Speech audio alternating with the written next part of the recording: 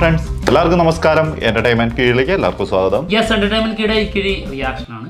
ദളപതി 16 നായകനെത്തി. അതിനുശേഷം പിറകെ നമ്മുടെ വില്ലൻ എത്തിയിട്ടുണ്ട്, ബോബിയേട്ടൻ. ബോബിയേട്ടൻ എന്ത് പറയുന്നു? ബോബിയേട്ടനും കുറെ സഞ്ജയത്തിന്റെ അവസ്ഥയായിരിക്കും. സഞ്ജയത്ത് പാടുകളെ അടങ്ങിയിരിക്കുക. സഞ്ജയത്തിന് എന്താ സംഭവിച്ചു? ലാസ്റ്റ് ചത്തു. പക്ഷെ എങ്ങനെ ചത്തു? അതൊരു സത്യമാണ്. അത് സഞ്ജയ് തന്നെ അറിയില്ലല്ലേ? അതെ. ഇതെന്താന്ന് വെച്ചിട്ടുണ്ടെങ്കില് ഇങ്ങനെ കണ്ടിന്യൂസ് ആയിട്ട് ഈ വില്ലൻ റോളുകൾ ചെയ്തിട്ടുണ്ടെങ്കിൽ പിന്നെ അങ്ങോട്ട് നിന്നു പോകും. ആ ഒരു കുറെ 1-2 സിനിമകളൊക്കെ ഭയങ്കര രസമായിരിക്കും. നമുക്കും കാണാതെ അവരുടെ ആ വില്ലനിസം കാണുമ്പോൾ അതിന്റെ ഒരു എഫക്ട്. പിന്നെ ഒന്നില് കണ്ടു, അടുത്തതിലും ഇത് തന്നെ. എനിക്ക് മനസ്സിലാവുന്നില്ല അതെന്താ അങ്ങനെയാണ് ഇങ്ങനെ ട്രെൻഡ്. അതായത് ഏതെങ്കിലും ഒരു സിനിമയിൽ വന്നിട്ട് ആ വില്ലൻ ഭയങ്കരമായിട്ട് അങ്ങ് സ്കോർ ചെയ്യും. അതിനുശേഷം പിന്നെ വരുന്ന തുടർച്ചയായിട്ടുള്ള വരുന്ന എല്ലാ സിനിമയിലും വില്ലൻ ആളായിരിക്കും. സഞ്ജയ് ദത്ത് അങ്ങനെ ആയതാണ്, വിജയ് സേതുപതി അങ്ങനെ ആയതാണ്, പിന്നെ പ്രകാശ് രാജ് അങ്ങനെ ആയതാണ്.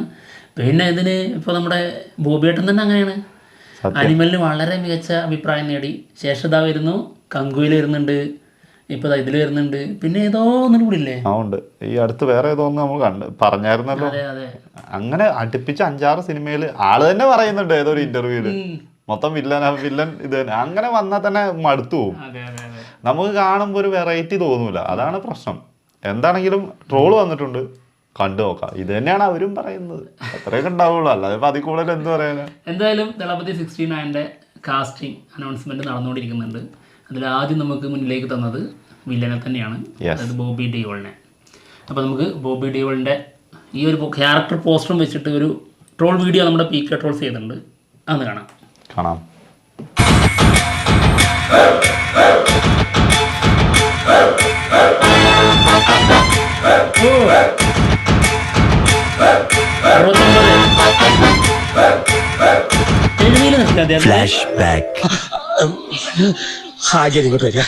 എന്താ പുരുഷ? ഞാനൊരു കാര്യം പറഞ്ഞാൽ ഞെട്ടരുത്. എന്താ കാര്യം വെച്ചാ പറയൂ. ദളപതി 16 സിനിമയുടെ കാസ്റ്റ് റിവീലിംഗ് ഇന്നു മുതൽ അടുത്ത 3 ദിവസം കണ്ടിന്യൂസ് ആയിട്ട് ഉണ്ടാവും.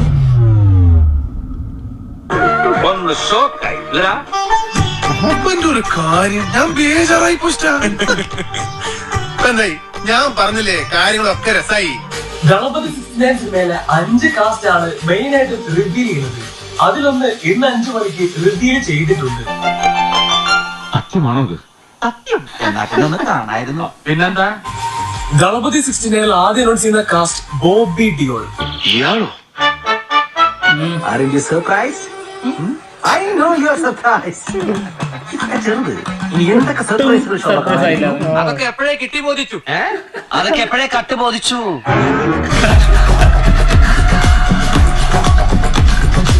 ഗ്രഹണം ബാധിച്ചാലും അതിനൊരു സമയമുണ്ട്.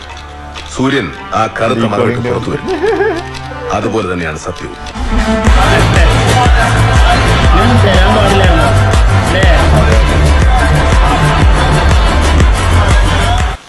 ഏതൊക്കെയാണെന്നും ആരൊക്കെയാണെന്നും ഉള്ള വ്യക്തവും വടിവത്തതുമായ ബോധം എനിക്കുണ്ട്.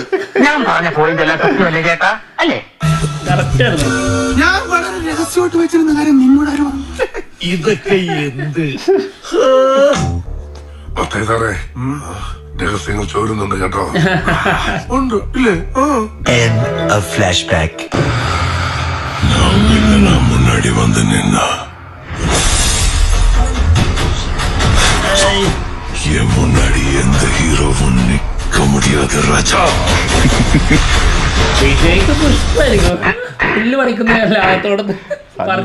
സഞ്ജയ് ദത്തിനൊക്കെ ഇയാള് ഭയങ്കര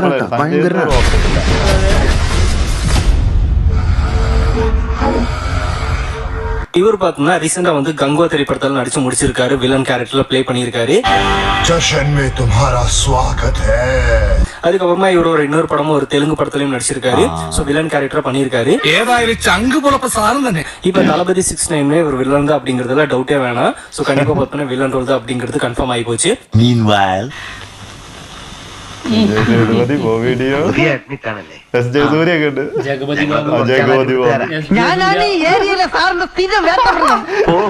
മുഖം നോക്കാതെ കാര്യങ്ങൾ പറയുന്നുണ്ട്, വിഷമം തോന്നില്ല. ഇതൊറ്റയടിപ്പാതയാ. ഒരു പ്രാവശ്യം നമുക്ക് അവസരം ഒത്തു കിട്ടിയ ഇനി ഒരു തിരിച്ചു വരവുണ്ടാവില്ല.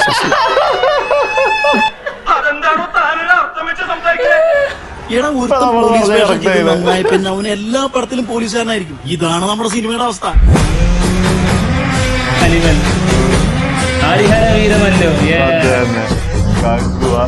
എന്തായാലും ഇനി ഇവിടുന്ന് അങ്ങോട്ട് സാറ് മതി ഞങ്ങൾക്ക്. നിങ്ങളാണ് പുലി. ദൈവത്തിന്റെ ഒരേ കളികളെ. ഇനിയിപ്പോ ചേട്ടന്റെ കാര്യം പോക്കാ. എന്റെ അതേ റൂട്ടിലാണ് നിന്റെയും പോക്ക്. നാശത്തിലേക്കാണ് പോക്ക്.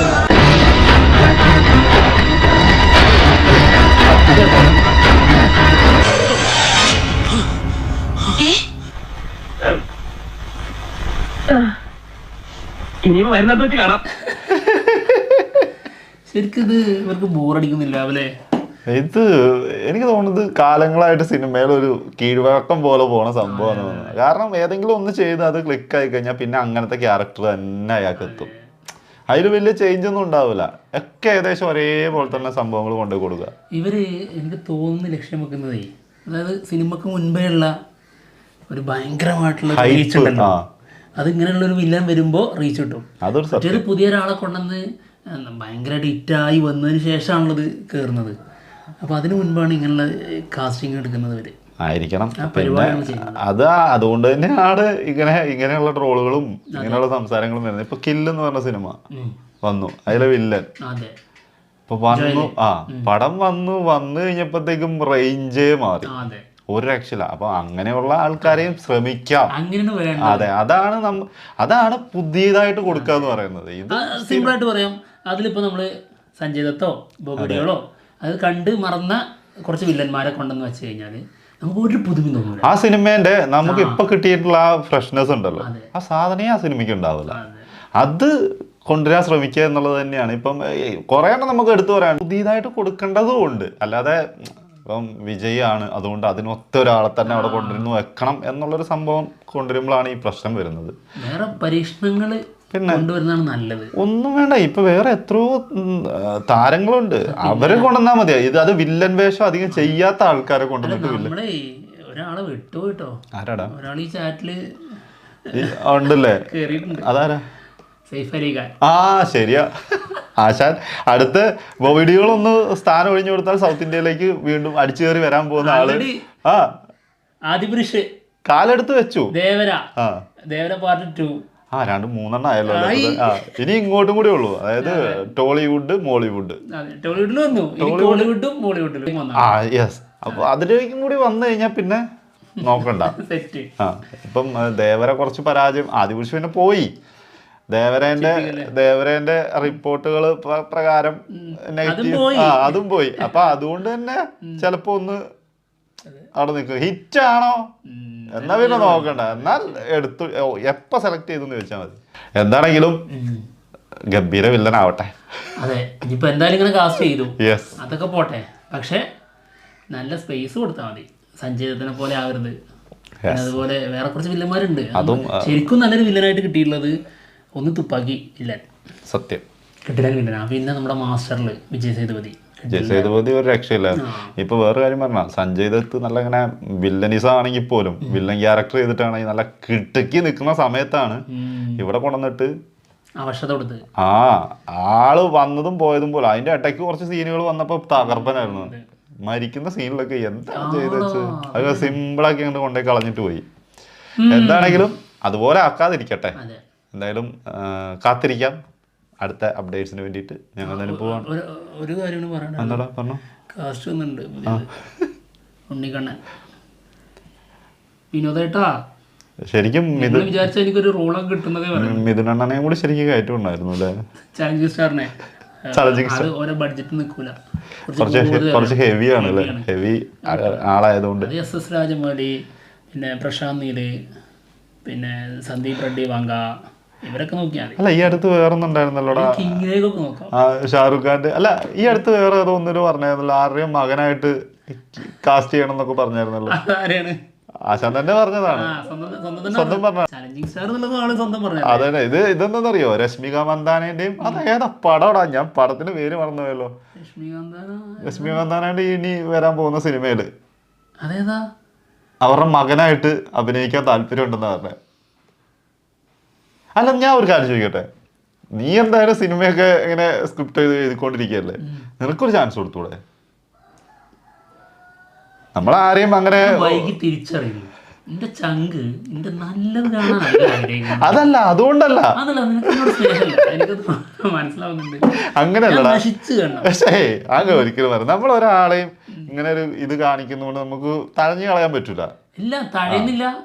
അവരുടേതായ പരിശ്രമം മൂലം വേറെ വഴിക്ക് കയറിക്കോട്ടെ. തഴയുന്നില്ല, ഞാൻ എടുക്കുന്നില്ല. നമ്മള് തഴയുന്ന എങ്ങനെ, നമ്മൾ ഇങ്ങോട്ട് എടുത്തതിന് ശേഷം തട്ടിക്കളയുമ്പോഴാണല്ലോ തഴയച്ചത് അല്ലേ? അവരായി അവരെ പാടായി അവരാ വഴിക്ക് പരിശ്രമിക്കട്ടെ. ഗംഭീരമാട്ടെ. അത് ഓരോരുത്തർക്കും ഓരോ പാഷൻ ഉണ്ട്, അവർ അവരുടെ വഴിക്ക് കയറി. നമ്മൾ ചെറിയ ചെറിയ ബഡ്ജറ്റിലാണ് നമ്മൾ സിനിമ ചെയ്യുന്നത്. ഇവർക്കൊന്നും കൊടുക്കാനുള്ള കോടികളുള്ള കയ്യിലില്ല. അതാണ്. അപ്പൊ എന്തായാലും ഞങ്ങൾ പോവാണ്. മറ്റുള്ള വിശേഷങ്ങളുമായിട്ട് ഉടനെ തന്നെ കാണാം. Bye bye.